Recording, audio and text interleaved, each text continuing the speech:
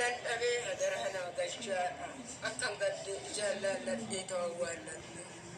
Hadara isinitti dhaammadhee isinis ilmoo qabdu, ilma qabdu, intala qabdu naa galchaadha. Gaddishii lafaan na ga'e.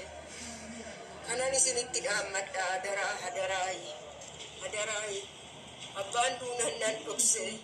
Ishii gadda dhabeetan dhasse. Odeechi duunan ishii dhabeetan dhasse. Kana hunda ilmii nyaachise. Har'a immoo anuu duutuudha dadhabduudha. Naa galchaa humna hin qabu. Ashamaa harka fuunee hordoftoota chaanaalii kootii akkam nagaa keessanii nagaa kooti ani galata rabbii baga nagaa taatanii tole nagaa kootti aansuudhaan yeroo baay'ee viidiyoon kun deemaatii ture. Obboleettiin kun biyya Dubaay kan hojjechaa jirtudha. Namoonni baay'ee yeroo darbe keessatti wantoonni isaan haasa'an obboleettiin kun garuu gara fuula rabbii deemteerti. Biyya Itoophiyaa keessaa baatee waggaa 4dha. Akka harmee isaanii dubbatanitti jechaadha. Egaa hojjetachuudhaaf maatii ishii jijjiiruudhaaf biyyaa baate. Namoonni baay'een harmee ishiin dubbistu maatii ishiin dubbistu erga biyyaa baatee waan akka hin jettu bakka waa baay'ee jechaa turan. Miti dubbiin akkas miti harmee ishii yeroo dubbattu nama lafarra hin jirre lafa kanarraa godaane irratti olola sobaa haasa'uun maaliif akka barbaachise hin beeku. Uummanni oduu sobaa jaallata. Nama lafoonii fi hafuura wal keessa hin jirre maal gocha irratti oduu sobaa haasa'uunis garuu beeku. Ajandaa barbaada uummanni kunis niin jedha. Kanaafuu obboleettiin kun erga fuula rabbii deemtee bubbulteerti jechaadha. Egaa harmeen kun akka ishiin jettutti abbaan ishii akka du'ee jiru jechaadha. Abbaan micayyoo tanaa abbaa ishiillee akka du'e itti himne jechaadha. Sababii isaa achitti goddahamti jettee dhosite akka ishiin jettutti abbaan du'e nan dhosse jetti obboleessillee du'e nan dhosse jetteetti. Sadaffaa ishii dhabdee jirti jechaadha. Micayyoo ishii kana dhabdeerti baay'ee tokko nama gaddisiisa. Waaqayyo gadda akkana namaa baasu uf bara ofii nama keessaan ba'u dhugaa waaqayyooti. Kanaaf maaloo na gargaaraatii naaf gashaa nan awwaalladha dhaabadhee bo'eetiifan dhala koo awwaalladha. Warri garaa dhalaa beektan warri dhala qabdan warri obbolaa qabdan naaf gashaa reeffa ishii bichaa naa gashaatteetti. Micaa'oon tun torbee 2 achi ta'ee jira. Ergaa lubbuu ishii dabartee garuu ammaatti immoo firiija keessa kan jirtudha jechaadha. Kanaaf egaa akka gashaniif xaasaa jirti. Dhaloonni bara kanaa ajandaa haasa'u malee kanuma badaarree kana maaltu dhaqaa miti. Waaqayyo nama garaa dhukkubsatuuf isaaniif haa kennu. Magaalaaf immoo reeffi ishii mana nyuute kontiraataatti waan ta'eef hin gashu siniin jedha. Kanaaf obboloota koo waaqayyo sin haa eegu lafa hin jirtanitti duuti tuni guyyaa ishiin dhuftus hin beekanii guyyaa ishiis akkaataa ishiis hin beekanii akkatti lafa kanarraa godaanan hin beekanii. Otoo guyyaa beekanii dhaqeen harmee koo dubbisaa dhaqeen harmee koo argaa jedhaniitu eenyuudhu garuu hin beekani qaxaroo hin qabdu guyyaa hin qabdu guyyaa namatti dhufte akkasumatti kinoo karaatti namaan beekti. Dhalattuu bareedduu tana karaatti hambiftee harmee ishirree gaddisiistee garaa madaysitee boochistee siniin jedha. Dhugaa baay'ee tokko laphee nama cabsa. Adduuti jira du'a biyya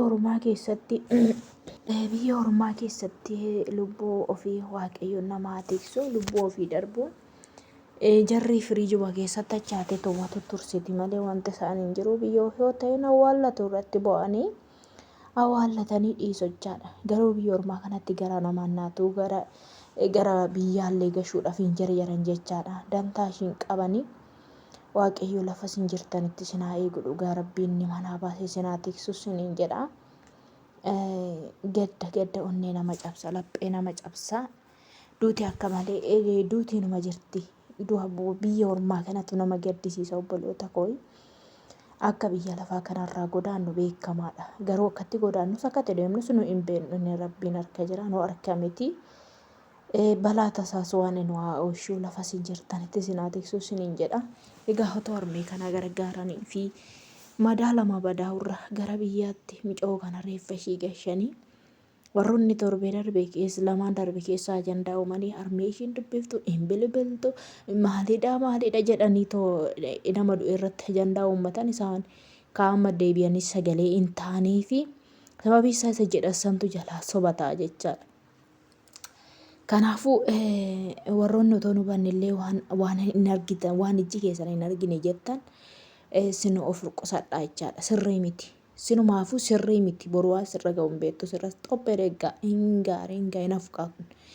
Waan hin argine waan hin hubanne hin haasa'inaa namni tokko laayikii fooloo barbaacha akkasuma immoo bakka waan tokko barbaachaaf jecha olola sobaa walii gadee oofa. Maal fooloo fi laayikiin biyya lafaa kanarratti hafa waan dhugaa dubbattee yoo dabarte irra gaariidha dhugaa rabbii jechaadha. Waanuma dhugaa waan qabatamaa waan argite waan dhageeche irraa yoo dubbatte isatu irra gahaadha jechaadha. Kanaaf lubbuu ishee waaqayyoon haa maaru mootummaa isaa keessatti yaadatu dhiphinni biyya lafaa kanarraa manuma keessaa fudhatee jira. Namni kaa'uma dhukkubsata waan ta'eef gaafa dhukkubsatamu deemu lafa kanarra fayyaa yoo ciisanii tochumaan hafuun hin jira inni guyyaa waaqayyooti gaa. Guyyaan namaa kenne hin darban hedoo biyya jiraatanii hin darban bakka guyyaa inni jedhe isa jedhe waan ta'eef isarraa murtaa'e inni jennaan waanuma kam keessattuu hin fudhatamu jechaadha. Kanaaf hordoftoota chaanaalii kootii isuma kana jechuun barbaade egaa odoo gara biyyaa gashinii fi dhugaana baay'ee tokko natti tola jechaadha. Namni kun hundumti keenya iyyuu harka waaqayyoo jirra.